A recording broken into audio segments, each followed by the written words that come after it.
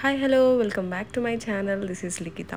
This video is all about Ganesh Chaturthi. Andarki happy Ganesh Chaturthi. నేను ఈ year కూడా ఫెస్టివల్కి ఇంటికి వెళ్ళలేదు. సో ఇంకొక్కదాన్నే ఉన్నాను పీజీ రూమ్లో కూడా. ఫ్రెండ్స్ అందరు ఇంటికి వెళ్ళారు. ఎవ్రీ ఇయర్ పూజ చేసి వినాయక వ్రత కథ చదవడం అలవాటు అనమాట. సో ఇంకా ఇంట్లో ఉన్నా కూడా నేనే చేస్తాను మొత్తం. ఇంకా మమ్మీ ప్రసాదాలు అవి ఇవి చేస్తుంటే ఈ డెకరేషన్ పూజ మొత్తం నేనే కంప్లీట్ చేస్తాను. ఇంకా అది అలవాటైపోయి ఎవ్రీ ఇయర్ బొమ్మను పెట్టడం మాత్రం పక్కా కంపల్సరీ అనమాట. సో ఇంకొక్కదాన్నే ఉన్నా కూడా మొత్తం ఇంకా అన్నీ ఏదో చిన్నగా సెటప్ చేసుకుంటున్నాను నా రూమ్లోనే.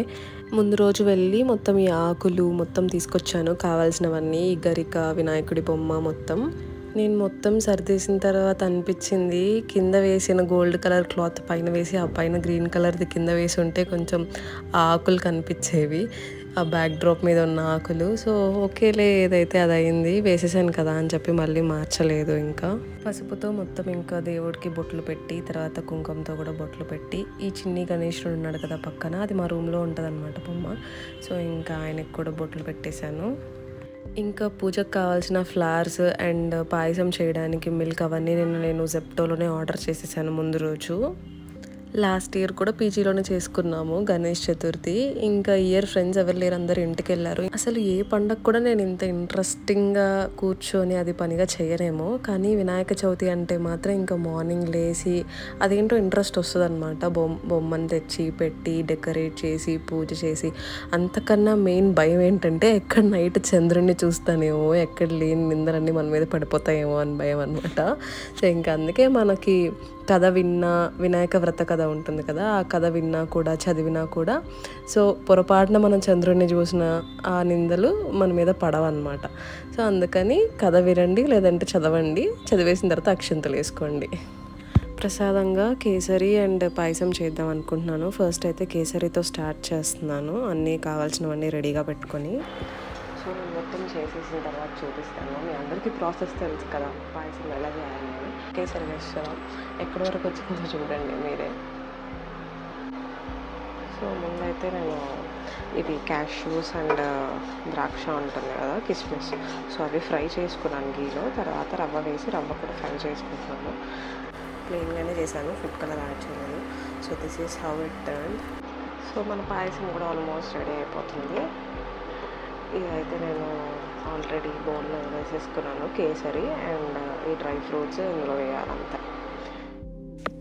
సో ఫైనల్లీ మన గణేశుడు అయితే ఇలా ఉన్నాడనమాట. మొత్తం డెకరేట్ చేసేసిన తర్వాత పాయసం కేసరి కూడా ఒక సైడ్ పెట్టేశాను. ఇంకా మిగతావి ఫ్రూట్స్ పెట్టేశాను. మనం ఈ కుడుములు అవన్నీ చేయలేం కదా, వడలు ఇవన్నీ హాస్టల్లో ఉంటూ. సో ఇలా సెటప్ చేశాను మొత్తానికి గణేశుడిని.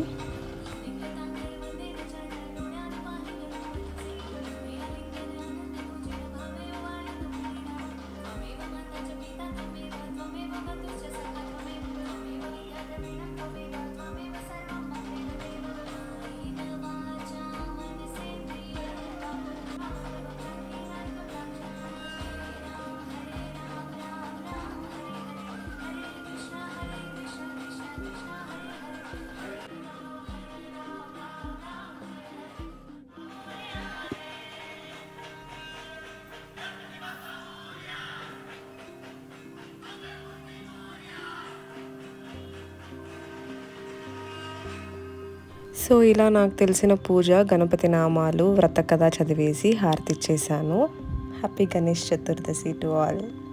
పూజ అయిపోయిన తర్వాత అలా బయటకు వెళ్ళామన్నమాట. బెంగళూరులో టెక్కీ గణేష అని చెప్పి ప్రసన్న గణపతి టెంపుల్ ఉంది. టెక్కీ గణేష అని కూడా అంటారు, మరి ఆ పేరు ఎందుకు వచ్చిందో నాకు తెలీదు. సో ఇక్కడికి వస్తే చాలా దూరం ఉంది క్యూ లైన్, ఆల్మోస్ట్ 1.5 hours దాకా పట్టింది దర్శనం అవ్వడానికి. ఈ టెంపుల్ కోరమంగళలో ఉంది. సో వీడియో అలో చేశారు తీయడానికి, మీరు కూడా చూసేయండి.